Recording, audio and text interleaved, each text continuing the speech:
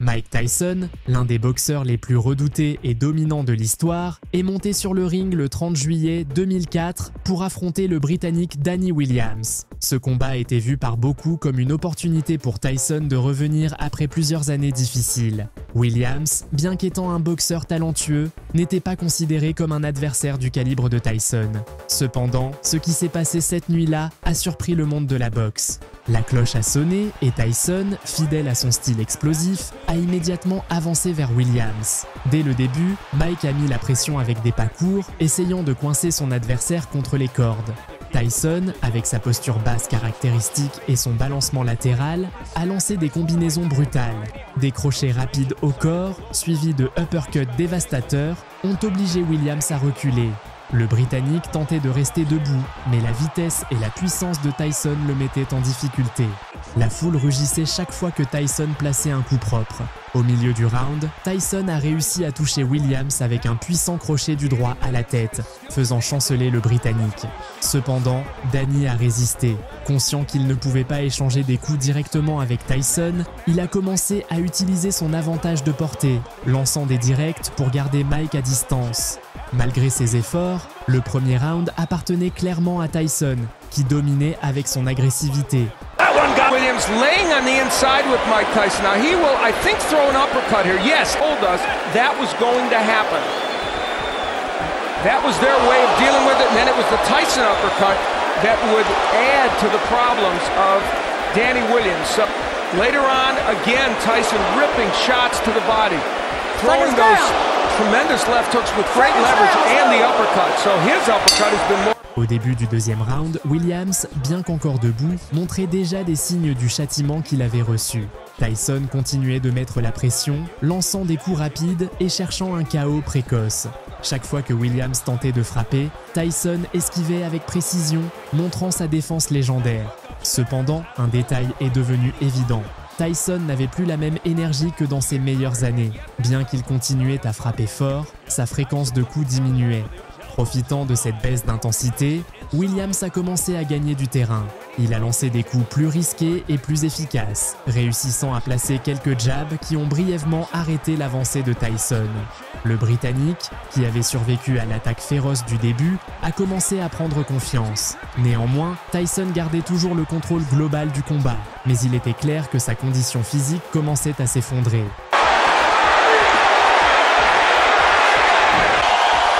He is throwing the jab, tying him. And we have theorized and been told that there's a possibility that he twisted his knee, and you see him touch that knee. Some on the inside, both men whacking away. Williams ripping shots to the body and the head, and Tyson, of course, landing his share on the inside. Just a great sequence on the inside, and the bodywork of Williams, pretty impressive there as well. Danny Williams' body. Dans le troisième round, Williams est sorti plus agressif. Après 2 rounds de pression implacable de la part de Tyson, Danny a décidé de ne plus attendre et a lancé une série de combinaisons au corps de Tyson. Tyson, pour la première fois dans le combat, semblait perdre sa légendaire vitesse. Les esquives et les mouvements de buste, qui avaient en fait de lui un maître de la défense, commençaient à disparaître. Tyson a tenté de riposter avec des crochets rapides, mais Williams résistait mieux que prévu. Au milieu du round, Tyson a lancé un puissant crochet du droit que Williams a partiellement bloqué. Cet échange a montré que, bien que Tyson conservait sa puissance, sa résistance était en doute. De son côté, Williams a commencé à coincer Tyson contre les cordes, plaçant des coups plus propres et profitant des failles dans la défense de l'ancien champion. Au fur et à mesure que le round avançait, l'usure de Tyson devenait plus évidente et le public commençait à sentir que Williams pouvait créer la surprise. Coming back again with an overhand right. Missing with the left. There's a right hand by Williams, pushes Tyson back. A warning for using the forearm by Dennis. That sent Williams off balance. We see how Mike Tyson on the inside getting nailed with some big shots, throwing his own left hooks downstairs. This kind of excellent inside action. Both men, interestingly, committed to body work early in this fight and throwing body shots with great leverage and great conviction. And if you would have told me before... Lorsque le 4e round a commencé, le public était divisé. Certains espéraient encore que Tyson trouverait le coup de grâce, tandis que d'autres voyaient déjà Williams comme une véritable menace. Le round a commencé de manière similaire au précédent, avec Tyson essayant de dominer, mais rapidement, les choses ont changé. La fatigue de Mike était désormais flagrante, et ses mouvements, autrefois rapides et féroces, étaient devenus lents. Williams, sentant l'opportunité, a attaqué avec plus de confiance. À la moitié du 4e round, il a connecté une série de coups directs, dont 2 qui ont touché la mâchoire de Tyson. Mike a reculé, visiblement affecté. Williams n'a pas laissé passer l'occasion. Avec Tyson contre les cordes, Danny a lâché une combinaison féroce, un droit dévastateur qui a laissé Tyson chanceler, suivi d'une série de coups qui ont forcé l'arbitre à intervenir. Tyson est tombé au sol. L'arbitre a commencé le compte, mais Mike, clairement épuisé, n'a pas pu se relever avant que le compte n'atteigne 10. Le public était sous le choc.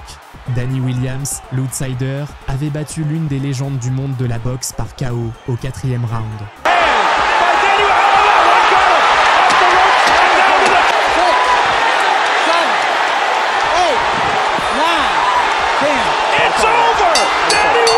Comes in and knocks out Mike Tyson. And we'll see how he did it. Tyson was in some trouble and tired at this point. And how about the combination punching with Williams? And again, mixing in the body shots, the uppercut, which is a superb punch for him. Advance of that uppercut, you knew that punch was effective for Danny Williams, and he showed Tyson that it was. That right hand from Tyson was the last sign of offense that he would show in this fight. Tyson manhandle looked like... Cette nuit du 30 juillet 2004, Danny Williams a décroché l'une des victoires les plus surprenantes de l'histoire de la boxe. Mike Tyson, l'homme qui avait autrefois été perçu comme invincible, était tombé. Bien que Tyson ne soit plus à son apogée, sa défaite contre Williams marqua la fin d'une époque. De son côté, Williams passa du statut de boxeur sous-estimé à celui d'homme ayant écrit une page de l'histoire du noble art, en étant celui qui a fait tomber l'un des plus grands.